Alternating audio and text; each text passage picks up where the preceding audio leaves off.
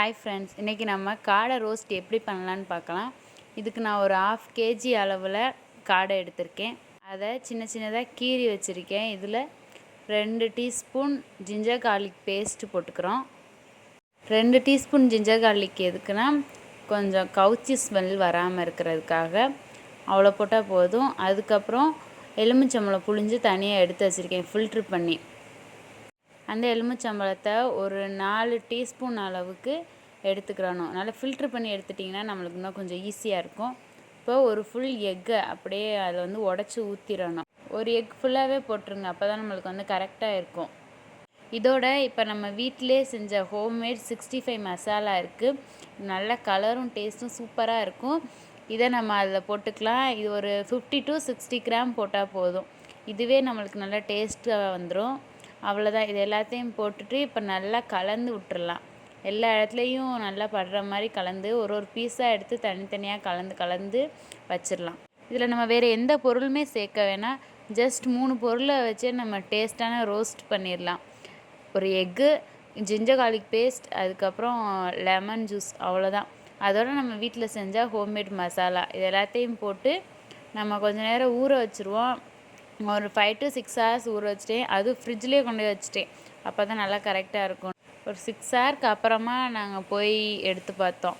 நல்லா வந்துருந்துச்சு. உங்கள்கிட்ட நான் காட்டுறேன் பாருங்கள். எவ்வளோக்கு எவ்வளோ ஊறுதோ அவ்வளோக்கு அவ்வளோ நல்லா நம்மளுக்கு டேஸ்ட்டாக இருக்கும்.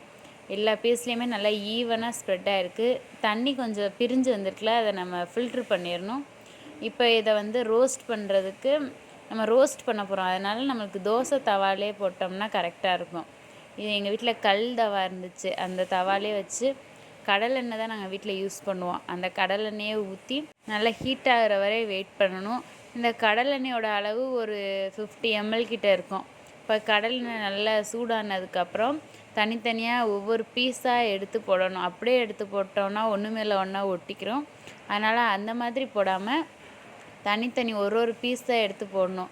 இதுக்கு இன்றைக்கி என் தம்பி தான் எனக்கு ஹெல்ப் பண்ணாங்க. நான் இதுவரை அவ்வளோவா காடை ரோஸ்ட்லாம் சாப்பிட்டதே இல்லை. ரீசெண்டாக ஒரு டைம் சாப்பிடல, எனக்கு இந்த டேஸ்ட் ரொம்ப பிடிச்சிருச்சு. அதுக்கப்புறம் எங்கள் அம்மாக்கிட்ட சொன்னேன். இப்போ எப்போ எங்கள் அம்மா சிக்கன் ஷாப் போனாலே எனக்காக தனியாக காடை வாங்கிட்டு வந்துடுவாங்க. இன்றைக்கி 4 காடை வாங்கிட்டு வந்தோம். எங்கள் வீட்லேயும் ட்ரை பண்ணிவிட்டு இப்போ அவங்களுக்கும் ரொம்ப பிடிச்சி போச்சு. இப்போ காடை எங்கள் வீட்டில் ரொம்ப ஃபேவரட்டான ஒரு டிஷ்ஷாக மாறிடுச்சு. அதனால் அடிக்கடி செஞ்சிட்ருக்கோம். ஒரு 2 minutes கிட்ட நம்ம ஒரு சைடு நல்லா ரோஸ்ட் ஆகிட்டோன்னா நல்லா ரோஸ்ட் ஆயிரும். நீங்களே பாருங்கள் எப்படி பிரியாமல் வந்திருக்கு நம்ம போட்ட மசாலாலாம். இதுதான் நம்ம ஹோம்மேட் மசாலாவோட சீக்ரெட்டே. இந்த சைடு எல்லாமே நல்ல ரோஸ்ட் ஆனதுக்கப்புறம் அதை இன்னொரு பக்கம் திருப்பி போட்டோம்.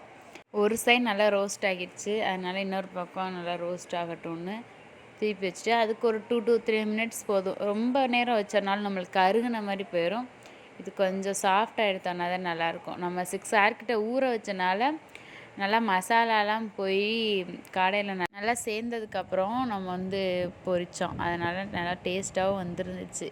நீங்களும் உங்கள் வீட்டில் ஒரு நாளைக்கு ட்ரை பண்ணி பார்த்துட்டு நம்மளுக்கு கமெண்ட் பண்ணுங்கள். 2 சைடுமே நல்லா ரோஸ்ட் ஆனதுக்கப்புறம் எடுத்து சும்மா ஒரு டெக்கரேஷனுக்காக உங்களுக்கு வச்சு காமிச்சோம். எப்படி இருக்குதுன்னு சொல்லுங்கள்.